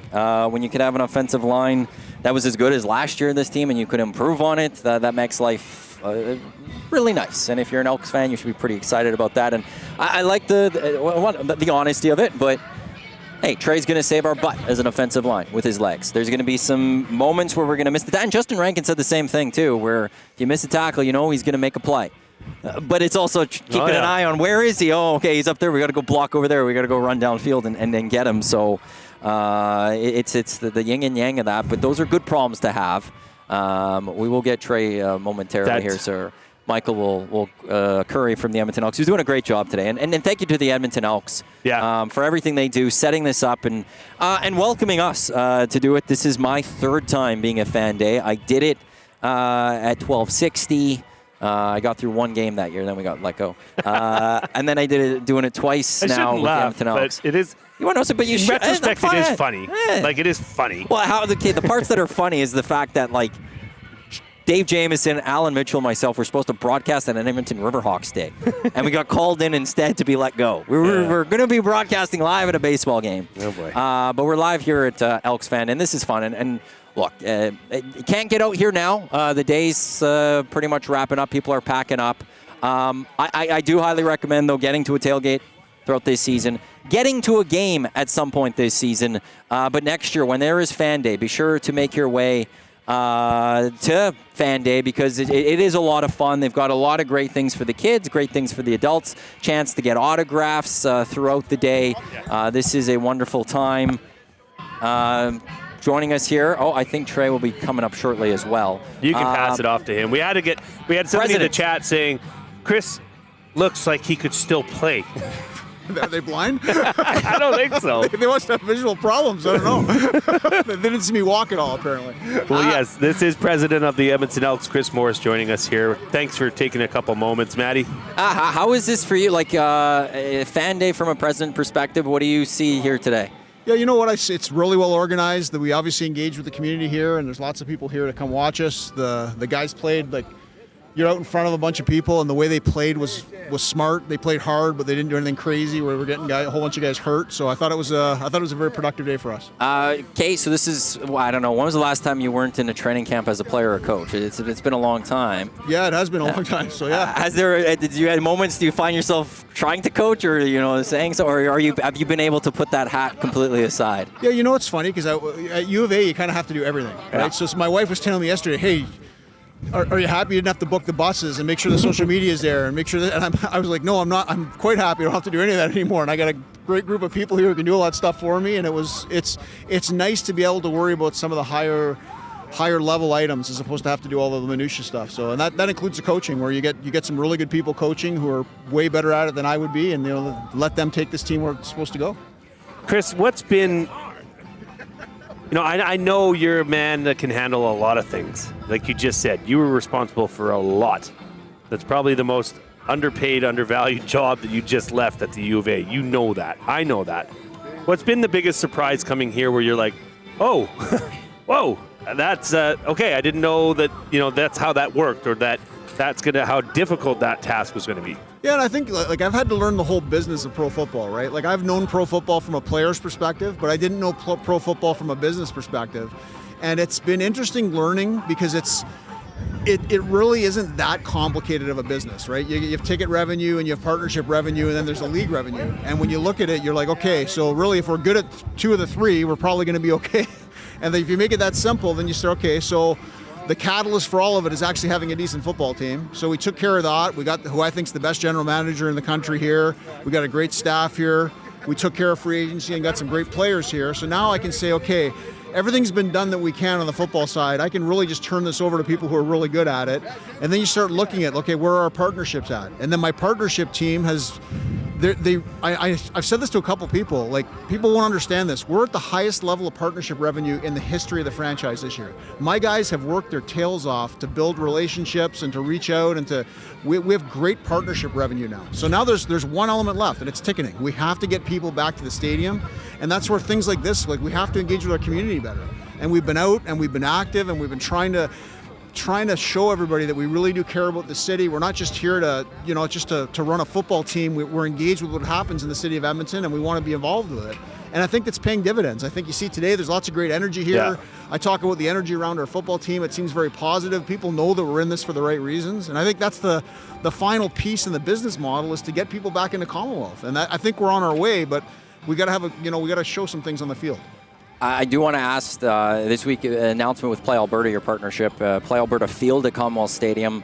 What was that like being able to announce that finally? Yeah. To me, like the Play Alberta is a huge partner for us. If you look at where the sport is going in Canada, if we want it to really thrive, sports betting is going to play a massive role in that. And we have to find ways to engage with young people who want to do multiple things while they're watching the game. They want 2 or 3, 4 things going on at the same time. And that's what Play Alberta, that's what online betting, responsibly the way they do it is perfect for us, not just from engaging our fans, but also for, the model of service we have for our community. Chris, I just want to get one more thing here from you. I know you're a busy guy. You got to go glad hand as many people as you can. But you said the record number of partnerships. I want to know from your mouth, because you can easily speculate why that is. But in your opinion, what's the feedback that you've got from your team as to why people are now choosing to come back and support this club? Well, I think there's lots of reasons. I think those guys do a really good job, and they've been really handicapped for the last few years trying to raise revenue for a team that doesn't necessarily do the right things, does a lot of things that the community kind of looks at with, is that really the right thing to be doing? Is that what the old Eskimos or like the old franchise would have been doing in the past? And that combined with the fact that we've been really active in reaching out to the community. Like we have a ton of community programs we didn't have in the past that we're allowing our corporate sponsors to engage with. Those give us extra assets to sell. that combined with just the feel, I think, for what we're trying to do as a franchise, I think has helped. And I think those guys have done, for some of them have been here a long time. Like Brad, my VP of sales, like our VP of partnerships, he's been here a long time. And I think he understands the way it should be done right and the way it should feel when it's done right and the way it's not done right. And I think there's some really good things going on with that group right now. I'm really proud of that partnership group. They've done a really, really good job. Are you just excited for the season to get going? I am, yeah. I'll tell you what, when football started last week on the field, it was it's been an incredible amount of work for everybody in the organization to try to get this feel and to try to get things going in the right direction. And some of us haven't put our head up very much this winter, so it was nice to just look out the window and hey, there's football guys out there. What's going on here? It was a lot of fun to watch it. I've been at camp a couple times, and I've noticed this tall young man that resembles you. I think that's your son. Yeah, my son's out there. He's helping out. My son plays for U of A right now, so he's out helping in training camp and just being sort of the lackey guy, running around doing a bunch of stuff for people. So I saw a lot of the guys chirping him, so he's in good hands. Yeah, he is in good hands for sure. Well, Chris, appreciate this. Excellent job with Fan Day today. Yeah, all the best with the season. We'll sure talk with you throughout the season. Thanks, guys. This is Thank Chris you. Morris. Take He's care. the president of the Edmonton Elks. I think Mike's got eyes on him. So we'll get Trey right away here. But I get when you get a chance with the president, you take a chance with the president. Well, and like that number, when I heard what he said on the Nielsen show, I was taken aback. I was too. I didn't know if I heard it correctly. Yeah. But for that to happen, and the way it did, and I just, that's, you know what, that's hats off to Chris and running this thing, but it's also hats off to the community for restoring their faith or saying, you know what, I like who's at the helm. Yeah. I like which direction this is headed. I'm going to get on board with it, and I'm going to show you with my wallet. Well, and ultimately, as important as fans are to sports teams, corporate partnerships is where the money is. That's what you need if you want a stable franchise. That's what you need if you want to make sure you're not just breaking even, you're making money. And for Larry Thompson and Deb Thompson, as well as for Chris Morris, having a historic number of corporate partners is a big deal. Yes. And you want that, especially when you're looking at the long-term future of the green and gold. And what's wild is that, like, we've had to look at the long-term future of the Double E. We wouldn't have, 10 years ago, we would have been laughing at the idea that we're ever going to talk about the future of this franchise. But it's also incredible how since July of last year, whenever it was, that Larry Thompson and Deb Thompson took over, just how solidified this franchise has become once again. And when you hear the record number of corporate partnerships, that's just so nice to hear. Yeah. Because that's what you need when it comes to this franchise. And then you have days like today with Fan Day, and there's still a bunch of kids. I don't know. That could be seen, I think, if I could go down behind me. There's kids still playing. There's a lot of activations that are going on here. It's just been a fun, exciting day. Elks merch on sale. Those jerseys still 55% off. So we didn't ask Chris about it, but I would take a wild guess that there's a pretty solid chance that when it comes down to new jerseys, the Edmonton Elks will have something new coming out this season. Kayla from the Turf District just won a Connect 4. Oh, wow. She struggles at that. Does she? Yeah. Is she colorblind? Just not good at it, to a degree. Nah. I'll say it later. I'm very successful at Connect 4. You're pulling punches at the Turf District. I don't know if you should be doing that, man. Well, I got to be careful pulling punches because I've yet to mention this on air, but yesterday on the Hangout, I was being me. I was very upfront with Tecmo Super Bowl and my greatness of Tecmo Super Bowl. And Jay was tired of it, and he said, I hope someone comes and beats you. And I says, well, why don't you go do it yourself? Don't hope for anyone else. And yesterday, sadly for me, the Buffalo Bills and the Ardrossan Football Club took down the New Orleans Saints in the Northside Grind. Victory. I think 6 or 7 turnovers in that game. 4 interceptions. I can't remember if it's 2 or 3 fumbles. That's the thing about that game. It just doesn't make sense that you can just fumble the ball that easily. Do you know what we call it? It's the Tecmo Gods. Tecmo Gods. That's what we've always referred to it as, was the Tecmo Gods were in our favor against you in that one. So well, I did give you a chance at retribution because I couldn't believe how just I'm Yeah, pissed. he was down. He couldn't It's even not talk down. to anybody. It's not down. Oh, I'm you just were pissed. out of it. You were out of it. You wouldn't talk to anybody. You 'Cause wouldn't I'm look at anybody pissed. in the eye. Well, there's You other were reasons for so I that. said, okay, Matt, okay, look. No, Let's no. have another chance. Come kick my ass, and we'll just move on And then with you this. almost beat me. And I almost beat you again. Like, I will say this right now. He's not listening right now. I'll have to text to this him after. You're my 4th in my power rankings. Well, no, power rankings, you're right up there. But you're, in terms of making the playoffs, the top 4, I think you're going to be one of those guys. I want to play Trev. QB1 is Yeah. coming up here. You already QB1. played Trev, and you beat him. Here he is, QB1. Trey Good. Ford with us, Matt. Again, Trey. Jay. How you doing, man? How are you doing? How are things? How was the day? Yeah, it was good. Came out 2-0, which isn't good. But after that, the rest of the day got rolling. I thought we had a pretty good day offensively, and I thought defense balled out too. So I thought it was a good day. Well, afterwards, what's it like for you? Like, you're last one on the field. You're everyone wants a piece of Trey Ford. Yeah, How's that like? everybody, sat here and watched us practice, right? And I mean, they're our fans. This is why we play. So whether I'm out here for an hour or 3 hours or whatever it is, I'll be out here until I get everybody who's waiting. And yeah, I'm a little bit slower on the signatures. I know some people go a lot faster, but I like to take my time, especially when people are buying jerseys and stuff. Like, they're spending their money that they're working for to buy jerseys, so I'm going to give them the best autograph I can. So, have you signed some Trey Ford jerseys? A couple Trey Ford jerseys. What's it like seeing people buy, like, going out shelling money on your jersey? Yeah, I guess Did it's you think of it? kind of surreal. Yeah, I don't really think about it too much. I appreciate all the support from them, right? I mean, it definitely goes a long way. So big shout out to them. For you, this is your first training camp as a pro where you're coming in as QB1, as listed as the #1 guy on a depth chart. How was going into through an offseason knowing that been for you, and how has camp been for you knowing that, the coaching staff, the management of this team, they believe in you and you're the guy of this team? Yeah, for sure. I think it goes a long way, especially, knowing that I'm the #1 quarterback going in, it's my job to lose, right?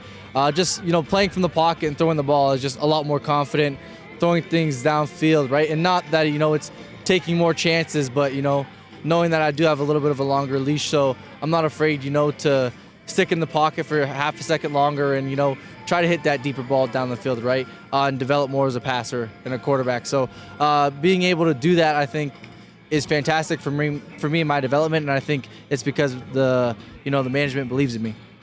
Trey, Jordan Maksimic.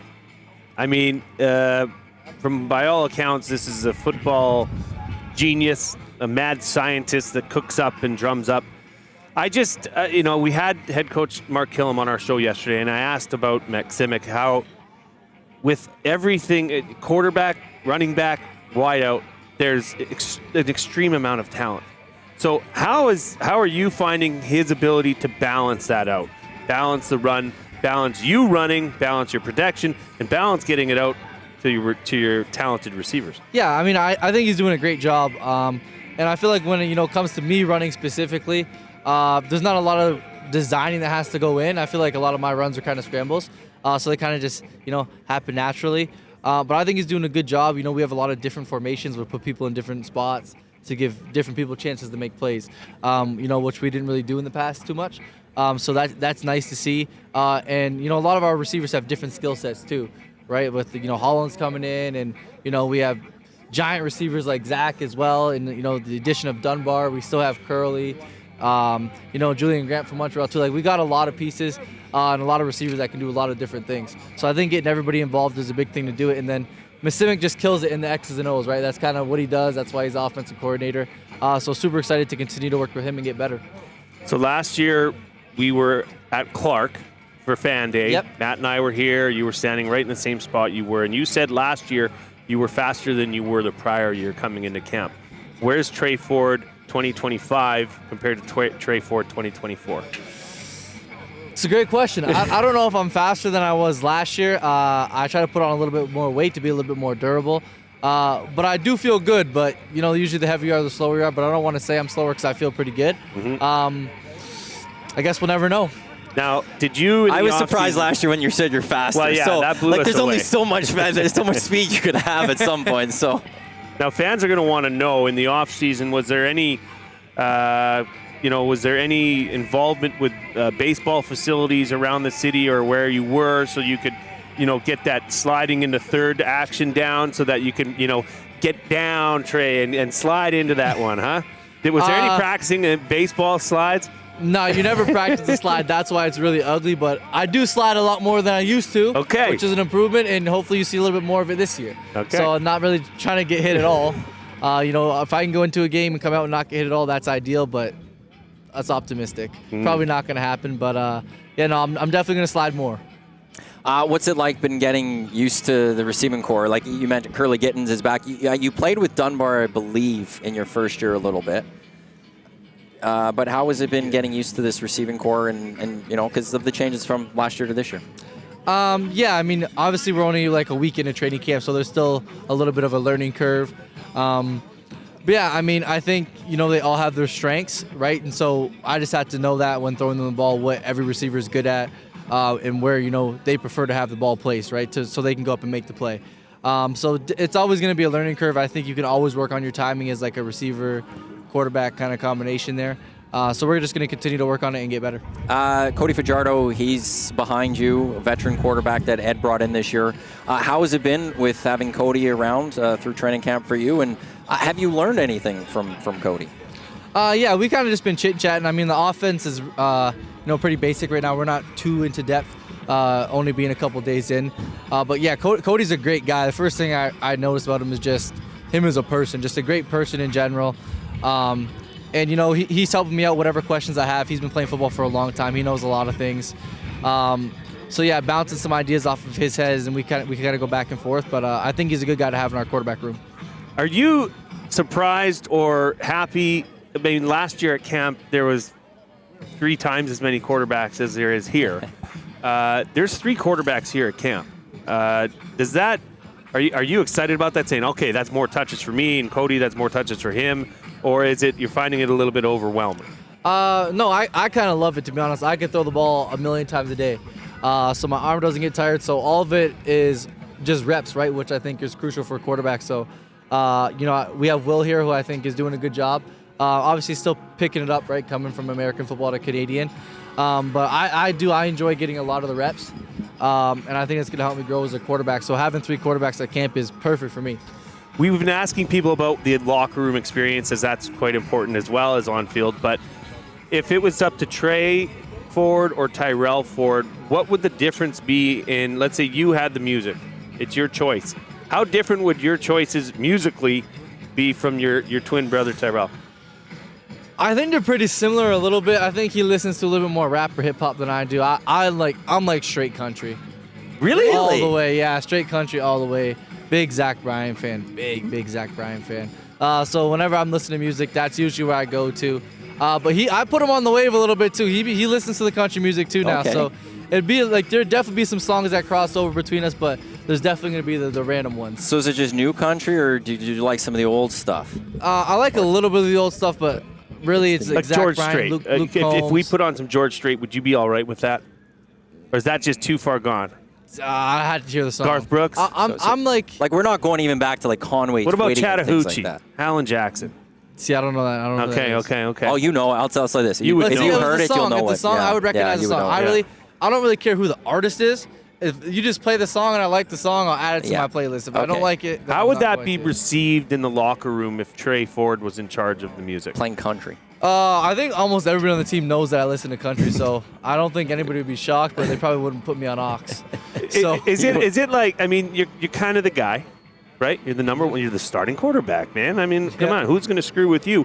Or is it like, no, you step aside, Trey, it's my music. I got my days. Wednesday's my day. Okay, all Wednesday's right. my day. Yeah. Okay, there you go. Wednesday's your day. All I like right. that. All right. What track this coming Wednesday? What track's going on first? Oh, I'll probably just put on a Zach Bryan playlist. Okay. I don't even know what song that I would start with. Zach Bryan, he's the one that sings that Orange or what is Something it? in the Orange. Something in the Orange? Yeah, Okay. that's a banger. Okay. I know who that is. Yeah. All right. I'm down. He's got a couple good songs. Well, yeah. Yeah. A couple good. He's got a whole bunch. I'm not High Road's another good one. Well, He's you'll got have a to, whole bunch. You'll have to teach me. I'm not the biggest country person, so I've only heard You a need few to get on the things. wave. The Weave? The wave. Oh, Wave. You're from Edmonton. Yeah. Come on. This is Country Central. This is it. I know. You're letting Edmontonians down Actually, there. truthfully, Edmonton's got a great rock scene.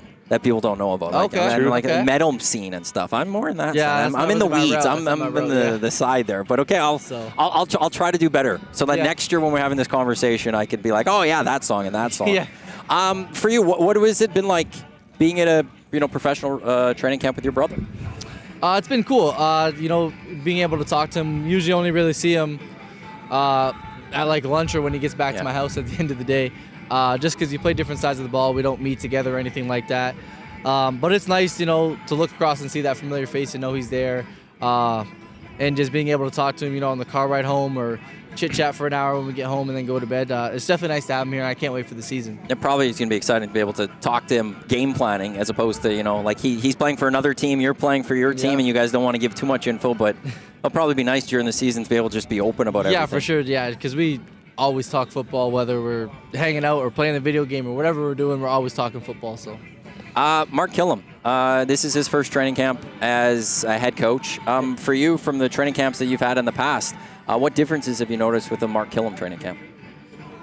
The biggest one, because I've only been with Jones in the past with training camps, is I feel like the practices are a little bit more structured, and they're kind of saving the players' legs. Like we had a whole bunch of injuries in the past years, just because we have so many guys, we're trying to get so many reps, and we're doing double barrel, and we got receivers running 5,000 yards in a day, and I'm like, well, they're not going to be ready for tomorrow now, right? So I think he's doing a great job balancing that, and just when he has his little meetings, his little 10-minute meetings before we split into OD and stuff like that, he's just a guy you want to play for. When he talks, he's just a guy you want to play for. I think you know what you're going to get from him. And you kind of want to be able to hold your end and show him what you're going to get from yourself. So, you got anything else? No, this guy's probably hungry. That's what I'm saying. I've seen he's him been go all around, and so it's like around. I feel don't want to for take him, too man. much time. We got to get this guy fed because it's been a long while. And Trey, credit to you, man. That is awesome. I saw you from over there, and you did not miss a person. You made your whole all the way around there. You even got stolen and then went back. Yeah. So that's a credit to you. And that's 100%. You know what? The fans appreciate that. From a fan perspective, to see that and see that just offers credibility immediately. So kudos to you for doing that. You're a great Edmonton Elk, and best of luck to you this season. We appreciate having you on. All the best this season. Hopefully, we'll talk with you throughout the season, perfect. and everyone's cheering for you. So nice football Alberta shirt. football Alberta. I just got it. Right? That was the last one. Now, hang on. What would you say if somebody had a Trey Ford Waterloo jersey? Have you seen that? Where got it from? How did you get that? You're like, can I have that? Yeah. So how much for that one? Okay, thanks, Trey. Go get some food, man. Appreciate Take care. it. All the best. There's Trey Ford, quarterback 1 for the Edmonton Elks. One thing I have noticed from him over the last year, he's really embraced QB1 role. Yes. He's much more well-spoken. He embraces the microphone a lot more.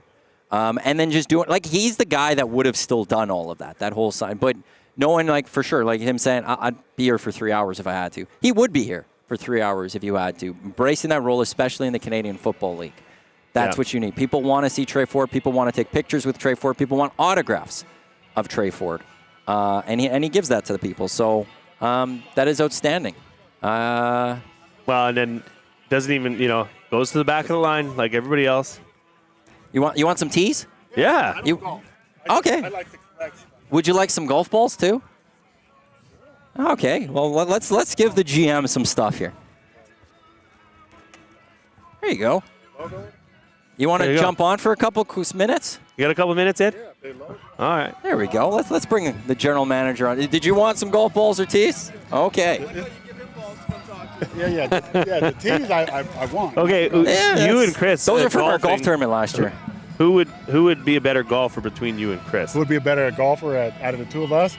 Well, I think neither one of us were really, really good, at golf, because there's an old saying, right? If you're good at golf, you're not good at your real job. So that's true. That's good. What was it like though back in the day? Because I've heard stories from JMO about the QB room with Ricky Ray, Jason Moss, and I can't remember who the third one was, but they would love to go golfing.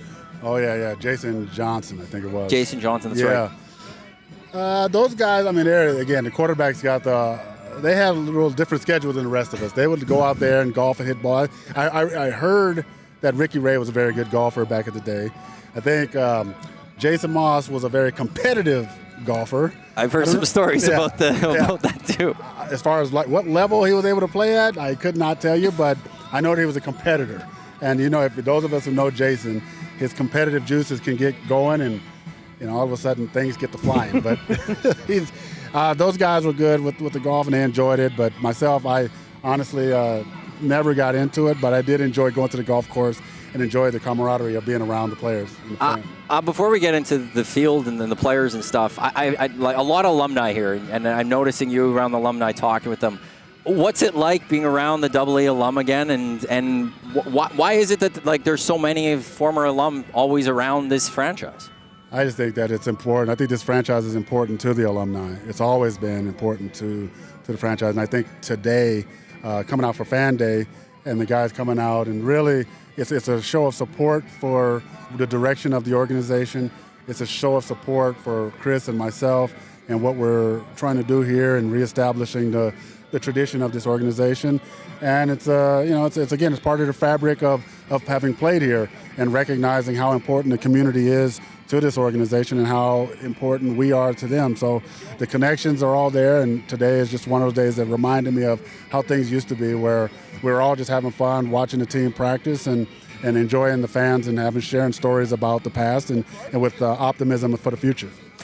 Do you feel home?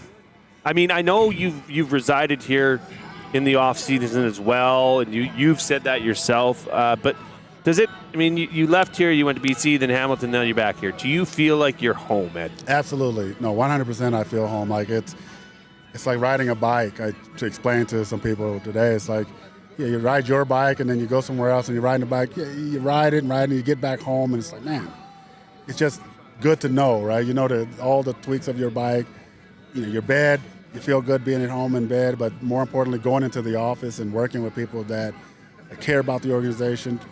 Chris Morris, someone that I've always admired and respected, and just knowing that we're aligned and we're on the same page as far as what we want, where we want this organization to go, where we want the football team to go, and our connection with the community.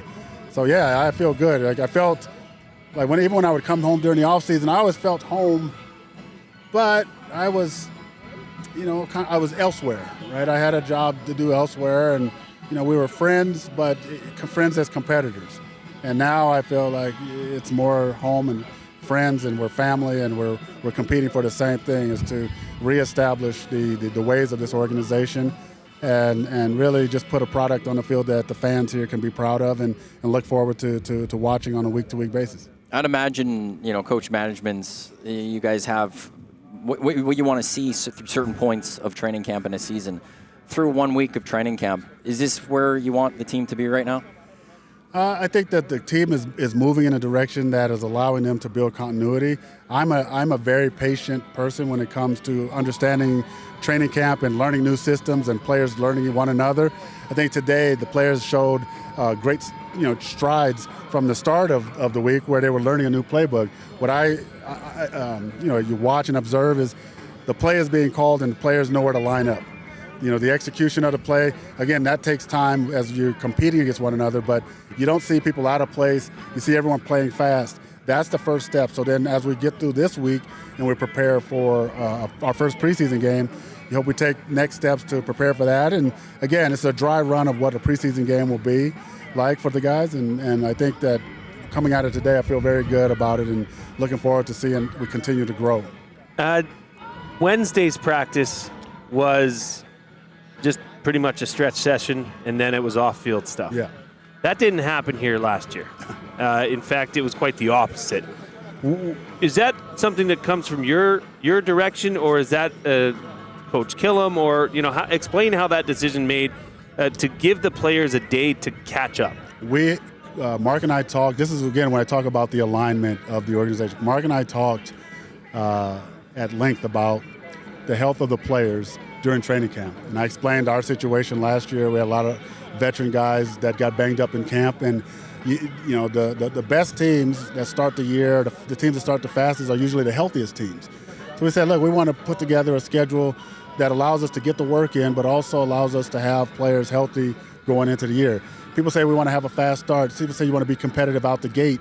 Well, you can't do that if 10 of your roster players are on the sideline, and 6 or 7 of them are projected starters. So, yes, when we're talking about taking care of our players, taking care of their legs, but being sharp and effective in practice, I think that's been something that has been talked about all offseason, and it's good that it's showing out here. I think the players appreciate it. I know I appreciate it, and I think Mark and his staff appreciates it because, again, if we can have our roster be as healthy as we possibly can have it, it gives us the greater chance of having success coming out the gate. Are you ready just to actually see some actual football to judge a little bit more? Yeah, I think that's the process takes its time. I'm looking forward to watching today's film and hearing the coaches' thoughts on the players and who's done well, and then going into the practice week. But you're chomping at the bit also to see what we're like against live competition, someone else, and really see where guys rise and step up and start to really take hold of some of these competitions that we have, particularly on the on the defensive side of the ball. I'm looking forward to that. Where would be the biggest area of competition? We had head coach Killam on our show yesterday on the Reed Wilkins show from 3 to 6, and the kicking job is very much so up for grabs. He also mentioned the defensive backs, that there seems to be an abundance of wealth there. Is that, how do you decide when and how to, I guess, evaluate these players and come up with, the right opportunities for everybody to give you their best looks? Well, we'll start. I agree with Mark. The kicking absolutely is one that's going to be watched. I think that boundary corner position is one that we're keeping a close eye on, and the defensive backfield in general. And to answer your question, see, every day when you have competition like this, every day, every play, every rep is your opportunity. And we're looking for versatile players who can make plays, right? We want, when our defensive line and everyone is applying pressure and there's an opportunity to make a play, we're looking for playmakers. So when you talk about how do we make the determination, that's what when we're grading, we're looking for plays being made. The assignment, being assignment sound, is part of the responsibility. That part goes without saying, but it's out there making plays, impact plays, who's making a difference. We're looking for difference makers on the defensive side of the ball, and we're looking over in the overall roster. But in those particular areas that we discussed, you got to make plays, and we're excited about the competition there. Jay's asked a lot about the players, about just the music that's going in the locker room. When you walk into the locker room, you hear the music the boys have playing. Do you go like, yeah, this is some good stuff, or do you go in like, what are these guys listening to these days? No, I mean, the last few years, every place that I've been, the music has been played. You get caught up on the new stuff. I couldn't tell you who the artists are, but is it your stuff? Like, is it your jam? Like, can you get into it, or are you I'm leave and put your own thing in? I'm a music lover. To me, if you listen to my iPod here, you'll get anything from classical piano to whatever's being played today, hip hop or country. I appreciate music for what it is, the art.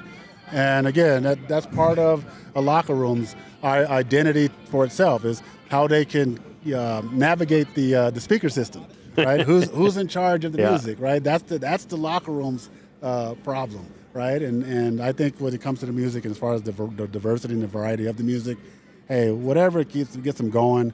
I listen to music more so for the stories that they're telling. And I will say this, to bite into what you're saying, some of the stories that I hear in the music,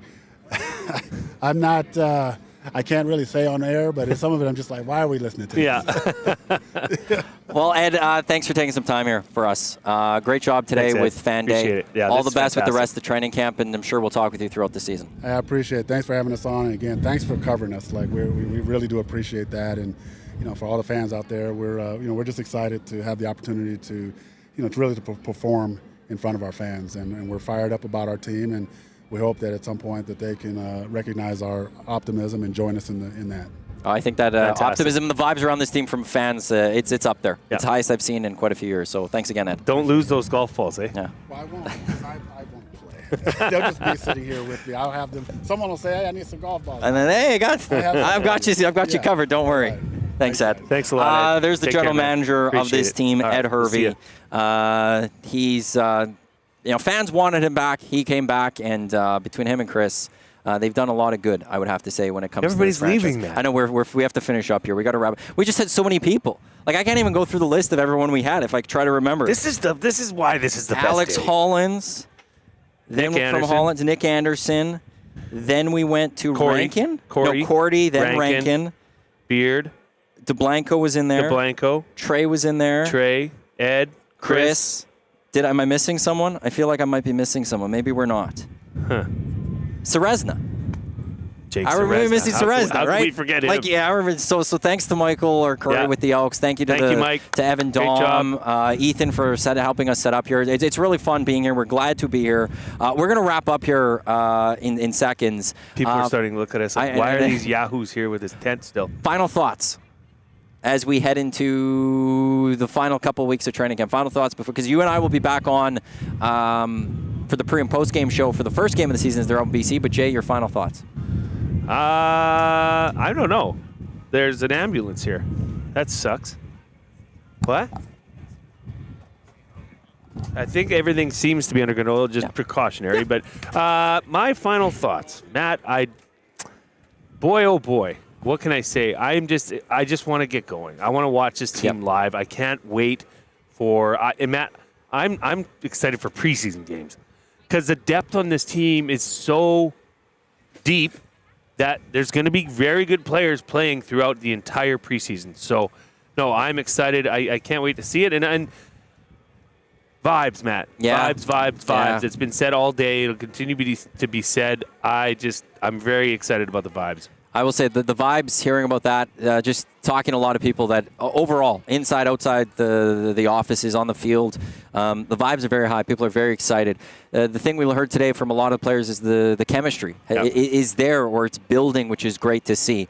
The confidence of Trey Ford is there, which is awesome to see. And the looseness. And He's loose. That's that. And yes. Right? And then the fans that are around and how much they're embracing this team right now. And they just want to go cheer on a winner. They just want to go cheer on a winner. So things are looking really good. I'm excited to see what happens through the next 2 weeks. Maybe I'll have to go to that preseason game on May 30th in Edmonton. Ooh, I might go with you. We don't really do. Maybe you and I, eh? We don't do a couple chums hitting the town. We don't do a lot of preseason action No. pregame shows, so we can wait till the week after, which I want to double check that to make sure I've got this correct for the first edition of the Green and Gold Kickoff Show, live right here in Edmonton Sports Talk, your clear choice for Edmonton Sports, presented by Play Alberta. The Elks preseason next week in Calgary, Friday the 30th in Edmonton, and then Saturday, June 7th. I think I've been saying the 6th for some reason today. June 7th. Edmonton Elks in BC, a 7 o'clock that night. Green and Gold Kickoff Show. You ready to do it again? Yeah, baby. I'm ready to do it again. Thank you to the Edmonton Elks once again for a wonderful fan day. Thank you to all those players, coach, GMs, and president that we talked to today. I didn't ask for Mark Killam because you had him yesterday.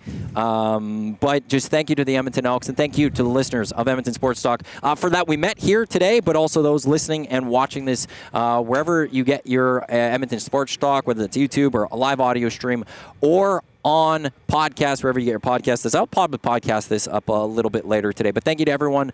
Thank you for coming by after coaching. Been a fantastic We really game. appreciate it. Got to go to Costco now. I'm looking forward to this season with you. Thank you once again to everyone for tuning in to this special edition of the Green and Gold. I've called it the Green and Gold Kickoff Show, but EST live at Edmonton Elks Fan Day. Enjoy your long weekend. Golf show tomorrow, 8 a.m. with Murray McCord and Curtis Stock. We will talk with you on a Tuesday.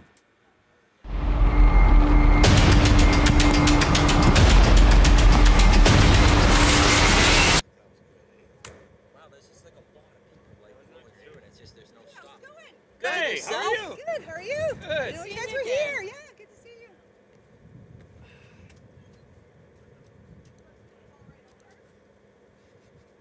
Oh, audio's not.